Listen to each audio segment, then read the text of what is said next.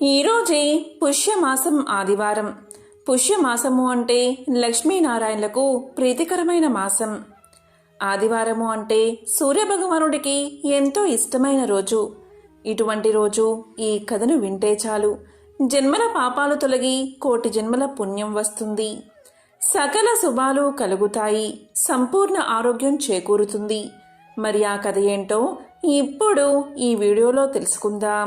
మనకి కనిపించే ప్రత్యక్ష దైవం ఆ సూర్యనారాయణమూర్తి. ఒకరోజు సూర్య భగవానుడికి తనకంటే శక్తివంతుడు ఈ ప్రపంచంలో లేడు, తాను లేకపోతే ఈ ప్రపంచమంతా చీకటిగా మారిపోతుంది అనే గర్వం వచ్చింది.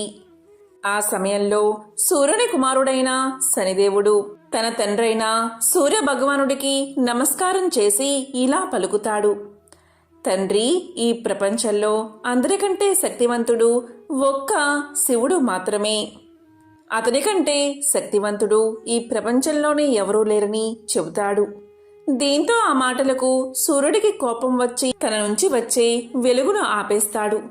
దాంతో ప్రపంచమంతా అంధకారంలో మునిగిపోతుంది. అది చూసిన శనిదేవుడు ఒక రుద్రాక్షను తీసుకువచ్చి సూర్యుడి స్థానంలో ఉంచి శివయ్యను ఆరాధించి రుద్రాక్ష నుంచి కాంతి వచ్చేలా చేస్తాడు. ఆ రుద్రాక్ష సూర్యుడి కంటే కాంతివంతంగా ప్రకాశిస్తూ ఉంటుంది. ఇదంతా ఇంద్రుడు గమనిస్తాడు. సూర్యుడు తన విధులను అతిక్రమించాడని సూర్యుడిని చేరుకుని ఇంద్రుడు ఇలా పలుకుతాడు: ఓ సూర్య, నీవు నీ పని సక్రమంగా చేయలేదు కాబట్టి నీవు ఈ పనికి పనికిరావు అని ఇంద్రలోకం నుంచి వెళ్ళి పొమ్మంటాడు. ఇక సూర్యుడు దీనంతటికీ కారణం శివుడే అనే కోపంతో భూలోకానికి వస్తాడు. సూర్యుడు భూలోకంలో అడవిలో మాలి మరియు సుమాలి అనే ఇద్దరు మిత్రులను చూస్తాడు. వారిద్దరూ శివ భక్తులు. వీరు రావణుడికి తాతలు అవుతారు. వీరు శివుడి యొక్క తపస్సు చేసుకుంటూ ఉంటారు. వీరికి ఒక వరముంది. అదేంటి అంటే, ఎవరైతే వీళ్లను చంపాలి అని భావిస్తారో అలాంటి వారిని స్వయంగా శివుడే సంహరిస్తాడు అని. ఇక శివుడి మీద కోపంతో సూర్యుడు వీరిని చంపబోగా ఆ మహాశివుడు ప్రత్యక్షమై తన త్రిశూలంతో సూర్యుణ్ణి హతమారుస్తాడు. దాంతో సూర్యుడు నల్లగా మారిపోతూ ఉంటాడు. సూర్యుడి యొక్క తండ్రి బ్రహ్మ మానసపుత్రుల్లో ఒకడైన కశ్యప మహర్షి. దీంతో కశ్యప మహర్షి శివుడి దరికి చేరి, శివ, నీవు నా కుమారుణ్ణి ఎలా అయితే చంపావో అలాగే నీ కుమారుణ్ణి కూడా నీ చేతులతోనే చంపుతావు అని శాపం ఇస్తాడు. అప్పుడు శివుడు ఇలా పలుకుతాడు: ఓ మహర్షి, శాంతించండి. నేను సూర్యుణ్ణి తాత్కాలికంగా మాత్రమే సంహరించాను, శాశ్వతంగా కాదు. సూర్యుడిలో ఉన్న గర్వాన్ని మాత్రమే నేను అణిచేశాను, అంతేకాని సూర్యుణ్ణి కాదు అని చెప్పి సూర్యుడికి పునర్జన్మను ప్రసాదిస్తాడు శివుడు. ఆ తరువాత సూర్యుడు తన తప్పులను తెలుసుకుని శివుణ్ణి క్షమించమని వేడుకుంటాడు.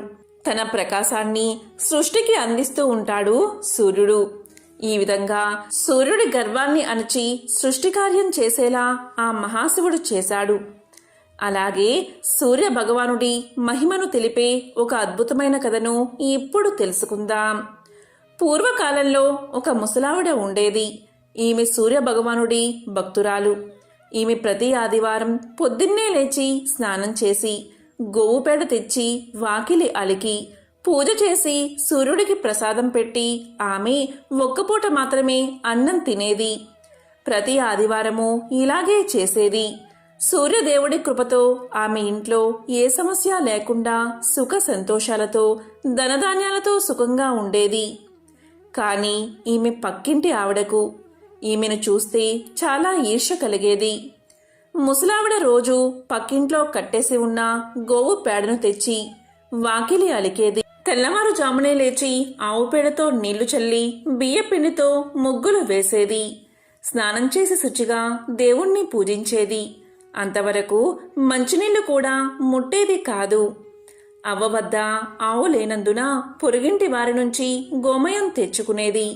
అవ్వ ఏ రోగాలు లేకుండా ఆరోగ్యంగాను సంతోషంగానూ ఉండడం చూసి పొరుగామె ఈర్ష్యపడేది. నా ఆవు పేడ వల్లనే కదా ఈ అవ్వ ఇల్లు అలుకుతున్నది, సుఖంగా ఉంది. నేను పేడ ఇవ్వకపోతే అవ్వకు సుఖ సంతోషాలు ఉండవు అనుకుని పేడ ఇవ్వలేదు.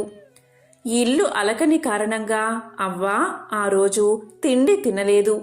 కాకతాళీయంగా ఆ రోజు ఆదివారం నీరసంగా దినమంతా పస్తు ఉండి నిద్రపోలేకపోయింది. రాత్రంతా ఒకటే ఆలోచన, రేపు పేడ దొరక్కపోతే ఉపవాసం ఉండాలి అనుకుంది. కరుణామయుడైన ఆ సూర్య భగవానుడు ఈ చిన్నపాటి కోరిక తీర్చడా అనుకుంది. కోడి కూతతో పక్క మీద నుంచి లేచి వీధి గుమ్మం వద్దకు వచ్చింది అవ్వ. ఆమె ఆనందానికి హద్దులు లేవు. గుమ్మం ముందు ధవలవర్ణంతో మెరిసిపోతున్న ఆవు కనిపించింది. అవ్వను చూడగానే పేడ వేసింది. అప్పుడే భాస్కరుడి కిరణాలు నేలమీద పడుతున్నాయి. అప్పుడు అవ్వ గోవుకి దండం పెట్టి గోమయంతో ఇల్లంతా అలికి సంతోషంగా నిత్య కర్మలు పూర్తి చేసింది. ఆవు అక్కడ్నుంచి కదల్లేదు. తను వండుకున్నదే ఆవుకు ముందు పెట్టి తరువాత తాను తింది అవ్వ. రాత్రైనా ఆవు కదల్లేదు. దేవుడే తనకిచ్చాడని అనుకుని ఇంట్లో కట్టింది అవ్వ. రోజు ఆవుకు మేత పెడుతుంది. పొరుగుంటామే ఈ ఆవు అవ్వకు ఎవరిచ్చారు, బహుశా దొంగలించిందేమో అనే కక్షతో గ్రామాధికారికి ఫిర్యాదు చేసింది. గ్రామాధికారి మనుషులు వచ్చి నువ్వు దొంగవు అని నేరం మోపి ఆవును తోలికెళ్ళిపోయారు. ఆ రాత్రి ఆమె దేవుణ్ణి తలుచుకుంటూనే గడిపింది. అదే రాత్రి సూర్య భగవానుడు గ్రామాధికారికి కలలో కనిపించి ఆ అవ్వ దొంగ కాదు, ఆవును నేనే ఇచ్చాను. తెల్లవారక మునిపే ఆవును తిరిగి ఆమెకిచ్చి పరిహారంగా 10 రోకలివ్వి అని ఆజ్ఞాపించాడు. ఇక్కడ అవ్వ కోడి కూతతో లేచి ఈ రోజైనా పొరుగామె పేడ ఇస్తుందా లేదా అన్న ఆలోచనతో వీధిలోకి వచ్చింది. ఆ సమయంలోనే గ్రామాధికారి మనిషి అవ్వను సమీపించి, అవ్వా ఈ ఆవు నీదే, నష్టపరిహారంగా మా యజమాని గారు 10 రోకలిచ్చారు, తీసుకో అన్నాడు. దీంతో అవ్వ ఎంతో సంతోషించింది. ప్రతినిత్యము సూర్యభగవానుణ్ణి ఆరాధించేది. దీంతో ఆ ఊళ్ళో గ్రామస్తులంతా ఆదివారం వ్రతం చేయడం మొదలుపెట్టారు. ఎంతో పవిత్రమైన విశేషమైన ఈ కథను విన్నా, చదివినా, చెప్పినా, వినిపించినా జన్మల పాపాలు తొలగి కోటి జన్మల పుణ్యం వస్తుంది. మహాభారతం అనగానే చాలామందికి కౌరవులకు పాండవులకు మధ్య జరిగిన ఘర్షణ కురుక్షేత్రంలో వినిపించిన భగవద్గీత గుర్తుకు వస్తాయి. కానీ మహాభారతంలోని ప్రతి పర్యంలోనూ అద్భుతమైన నీతిని అందించే కథలు ఎన్నో ఉన్నాయి. ముఖ్యంగా కురుక్షేత్ర సంగ్రామం ముగిసిన తరువాత శాంతి పర్వం అనే అధ్యాయంలో రాజనీతి, గృహస్థు ధర్మం, వ్యక్తిత్వం వంటి అనేక అంశాల మీద కథలు మనకు కనిపిస్తాయి. అంపశయ్య మీద ఉన్న భీష్ముడు ధర్మరాజుకు చేసిన ఈ ఉపదేశాలు ప్రతి ఒక్కరికి ఉపయుక్తంగా ఉంటాయి. వాటిలో ఒక ముఖ్యమైన కథే ఈ వేటగాడు పావురాళ్ల కథ. పూర్వకాలంలో ఒక బోయవాడు అడవిలోని పక్షుల మీద ఆధారపడి జీవనం సాగించేవాడు. నిత్యము ఆ బోయవాడు అడవికి వెళ్తూ అక్కడ పక్షుల కోసం వల వేసేవాడు. తన వల్లో చిక్కిన పక్షులు కొన్నిటితో తన కడుపు నింపుకుని మిగతా వాటిని అమ్ముకుని నిబ్బరంగా రోజులు గడిపేసేవాడు. అలాంటి ఒక రోజున వేటగాడు ఎప్పటిలాగే వల పన్నాడు. ఆ వలలో కావాల్సినన్ని పక్షులు చిక్కుకున్నాయి. ఇక వాటిని తీసుకుని ఇంటికి బయలుదేరదామనేలోగా తీవ్రమైన గాలివాన మొదలైనది. ఒక పక్క వర్షం, దానికి తోడు గజగజ వణికించేస్తున్న చలి. ఆ చలిలో తడిసి ముద్దైపోతూ వేటగాడు ఒక పెద్ద చెట్టు కింద నిలబడి ఉన్నాడు. వేటగాడు నిలబడిన చెట్టు మీద ఒక పావురాల జంట నివసిస్తుంది. ఆ రోజు ఉదయం వేటకని బయలుదేరిన ఆడపావురం ఇంకా గూటికి చేరుకోనేలేదు. ఇంకా తిరిగి రాని తన భార్య గురించి గూటిలోని మగపావురం తపించపోసాగింది. ఇంత చీకట్లో ఇంతింతగా ముంచుకొస్తున్న వర్షంలో రక్తం గడ్డగట్టుకుపోయే చలిలో తన భార్య ఏ కష్టం పడుతుందో అని మగపావురం తల్లడిల్లిపోతుంది. తన భార్య లేని జీవితం వృధా కదా అని వేదన పడుతుంది. ఇంతకీ ఈ ఆడపావురం ఎక్కడో లేదు. చెట్టు కింద నిలబడి ఉన్న వేటగాడి వలలో మిగతా పక్షులతో పాటు అది కూడా చిక్కుకుని ఉంది. వేటగాడి వల్లో ఉన్న ఆడపావురం భర్త వేదన్ని విన్నది. వెంటనే ఇలా పలికింది, నేను ఇక్కడే ఉన్నాను. నువ్వు నా కోసం పడుతున్న తపన చూసి నాకు చాలా సంతోషంగా ఉంది. కాని ఏం చేస్తాం, విధిరాతను తప్పించలేం కదా. కాని ఇదిగో ఈ చెట్టు కింద ఉన్న వేటగాడు ప్రస్తుతం మన అతిథి. అతనికి ఏ లోటు రాకుండా చూసుకోవడం మన బాధ్యత అని మగపావురంతో పలికింది. భార్య మాటలు విన్న పావురం కిందకి చూసింది. అక్కడ నిజంగానే ఒక వేటగాడు గజగజా వణికిపోతూ కనిపించాడు. అప్పుడు మగపావురం ఇలా పలికింది. వేటగాడి దగ్గరికి వెళ్ళి ఇలా చెప్పింది, అయ్యా, నా భార్య చెప్పిన మాట నిజమే. మీరు ఇవాళ మా అతిథి. మీకేం కావాలో సెలవియ్యండి అని అడిగింది. పావురం మాటలకు వేటగాడు దీనంగా ఇలా పలికాడు, నేను ఈ చలిబాధను తట్టుకోలేకపోతున్నాను. దయచేసి ఈ మాయదారి చెడు నుంచి నా ప్రాణాలు కాపాడే ఉపాయం ఏదైనా చూడు అంటూ వేడుకున్నాడు. వెంటనే పావురం కొన్ని చితుకులు ఏరుకు వచ్చి వేటగాడి దగ్గర మంట వేసింది. ఆ మంటలో చలిని కాచుకున్న వేటగాడికి చలైతే తగ్గింది కాని ఆకలి మొదలైనది. వేటగాడి బాధను గ్రహించిన మగపావురం ఇలా పలికింది, అయ్యా, మీ మనుషుల్లాగా మా దగ్గర ఆహారం నిలవ ఉండదు కదా. పైగా మీకు ఎలాగూ పక్షులను తినే అలవాటు ఉంది. కాబట్టి నన్నే ఆహారంగా స్వీకరించండి అంటూ ఆ చలి మంటలోకి ఒక్కసారిగా దూకింది. పావురం చేసిన పనికి వేటగాడికి మతిపోయినంత పనైనది. ఇన్నాళ్ళు తను చేస్తున్న పని ఎంత పాపమో కదా అనిపించింది. వెంటనే తన వల్లో ఉన్న పక్షులన్నిటినీ వదిలేశాడు. అందులోంచి బయటపడిన ఆడపావురం మాత్రం తన స్వేచ్ఛకు సంతోషించలేదు సరికదా. తన భర్త లేని జీవితం ఎందుకంటూ అది కూడా మంటల్లో పడి మరణించింది. ఆ పావురపు జంట చూపిన ఔదార్యానికి వేటగాడు చలించిపోయాడు. విరాగిగా మారిపోయాడు. ఇది కథ. ఇప్పుడు కాలం మారింది. కలిధర్మం ప్రవేశించింది. ఎదుటివాడి ఆకలిని తీర్చేందుకు ప్రాణాలను అర్పించడం సాధ్యం కాకపోవచ్చు. కాని ఇంటి ముంగిట నిలిచిన అతిథి బాగోగులను గమనించుకుని తీరాలన్న శాశ్వత నీతిని మాత్రం కాదనలేం. శత్రువైనా సరే బాధలో మన ముందుకి వచ్చిన వాడికి మనకు తోచిన సాయం చెయ్యాలన్న ధర్మాన్ని కొట్టి పారేయలేం. లోకంలోకెల్లా గొప్ప భక్తుడు ఎవరు అన్న ప్రసక్తి వచ్చినప్పుడు నారదుని పేరు గుర్తురాక మానదు.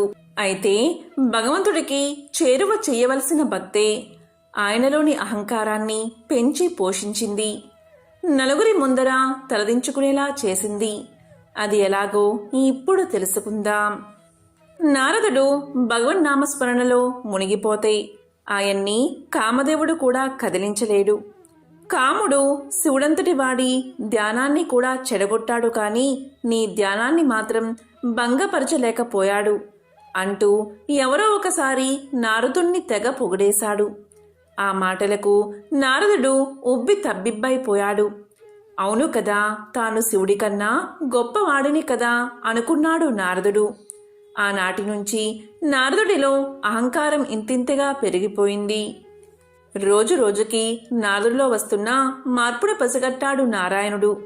తన భక్తుడికి ఎలాగైనా బుద్ధి చెప్పి దారికి తీసుకురావాలని నిర్ణయించుకున్నాడు.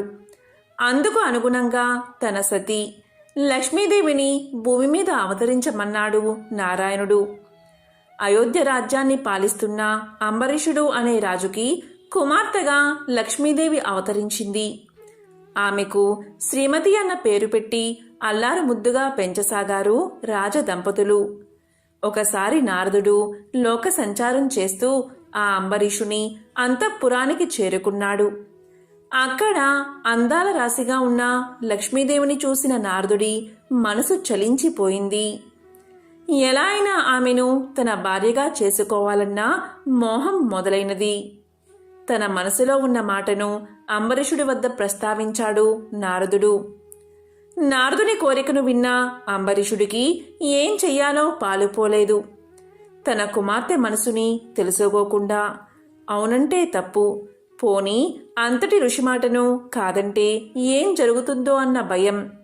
అందుకని మధ్య మార్గంగా ఒక ఉపాయాన్ని ఆలోచించాడు అంబరీషుడు. అంబరీషుడు నారదునితో ఇలా పలికాడు. స్వామి, నేను ఒక స్వయంవరాన్ని ఏర్పాటు చేస్తాను. అందులో కనుక నా కుమార్తె మిమ్మల్ని వరిస్తే ఆమెను మీకిచ్చి వివాహం చేయడానికి నాకేమీ అభ్యంతరం లేదు అన్నాడు. అంతవరకు బాగానే ఉంది, కాని స్వయంవరంలో రాజకుమారి తననే వివాహం చేసుకుంటుంది అన్న నమ్మకం ఏమిటి అన్న అనుమానం కలిగింది నారదునికి. అందుకోసం ఏదైనా ఉపాయాన్ని సూచించమంటూ సాక్షాత్తు ఆ శివుడి చెంతకు వెళ్ళాడు నారదుడు. నారదుని అనుమానాన్ని విన్న శివుడు చిరునవ్వుతో ఇలా పలికాడు. నారాయణ్ణి మించిన అందగాడు ఎవరుంటారు? నువ్వు కనుక విష్ణుమూర్తంత అందంగా కనిపిస్తే ఆ అమ్మాయి తప్పకుండా నిన్నే వరించి తీరుతుంది అన్నాడు శివుడు. శివుడి ఉపాయాన్ని విన్న నారదునికి అది సబబుగానే తోచింది. అందుకని నిదానంగా వైకుంఠానికి చేరుకున్నాడు. వైకుంఠానికి వెళ్ళి ఇలా పలికాడు. స్వామి, భూలోకంలో శ్రీమతి అనే రాజకుమారికి స్వయంవరం జరుగుతుంది. ఆ స్వయంవరంలో పాల్గొని ఎలాగైనా ఆమెను దక్కించుకోవాలని నేను అనుకుంటున్నాను. మరి ఆ స్వయంవరంలో నెగ్గాలి అంటే నీ అంతా అందం ఉండాలని పరమేశ్వరుడు చెప్పాడు. కాబట్టి ఆ రోజున ఆ రాజకుమారి నన్ను చూసినప్పుడు అచ్చు మీలాగే కనిపించేలా అనుగ్రహించండి స్వామి అని వేడుకున్నాడు నారదుడు. దాంతో స్వామివారు చిరునవ్వు నవ్వి ఊరుకున్నారు. నారదుడు ఆ చిరునవ్వుని అనుగ్రహంగా భావించి బయలుదేరి వెళ్ళిపోయాడు. తీరా స్వయంవరం రోజు రాణి వచ్చింది. వరుణ్ణి వరించేందుకు పూలదండ చేపట్టి వచ్చిన రాజకుమారికి అక్కడ నారదుడు కనిపించలేదు. సరికదా అందరి మధ్య కోతిమొహంతో ఉన్న ఓ సన్యాసి కనిపించాడు. అతన్ని చూడగానే రాజకుమారి నిలువెల్లా భయంతో వణికిపోయింది. ఆ సన్యాసి పక్కనే ఒక మోహనాంగుడు కనిపించడంతోనే అసంకల్పితంగా ఆయన మెడలో దండ వేసేసింది శ్రీమతి. శ్రీమతి ఎప్పుడైతే అలా దండ వేసిందో వారిద్దరూ మాయమైపోయారు. ఇదంతా చూస్తున్న నారదునికి ఏం జరుగుతుందో అర్థం కాలేదు. తన కళ్ళ ముందే అసలైన విష్ణుమూర్తి రావడం, రాజకుమారి ఆయన్ని వరించి మాయమైపోవడం చూసి నారదుడికి మతిపోయింది. ఇంతలో ఎదురుగుండా ఉన్న కొలనులో తన ప్రతిబింబాన్ని చూసుకుని నారదునికి జరిగింది అర్థమైనది.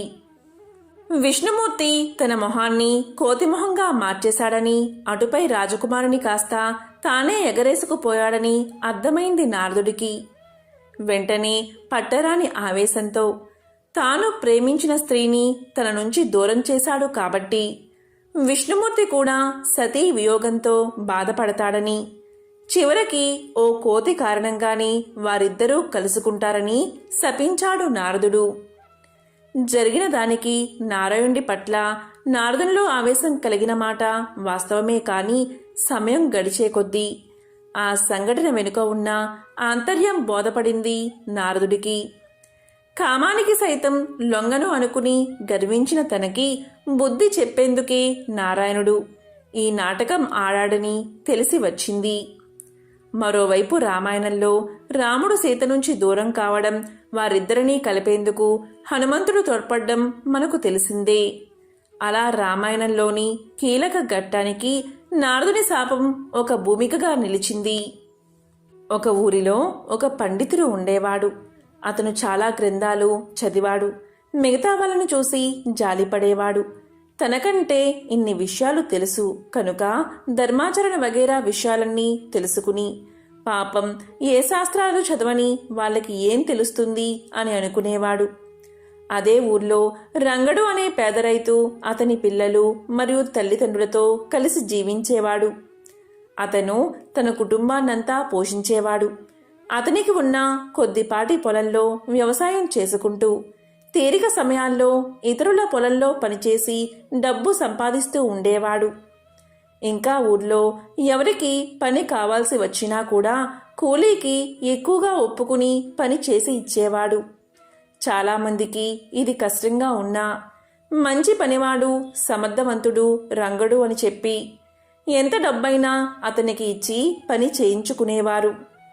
ఒకసారి మన పండితుల వారికి ఏదో పని చేయించుకోవాల్సి వచ్చి విధిలేక ఎక్కువ డబ్బు ఇచ్చేటప్పుడు కష్టంగా తోచి ఇలా పలికాడు.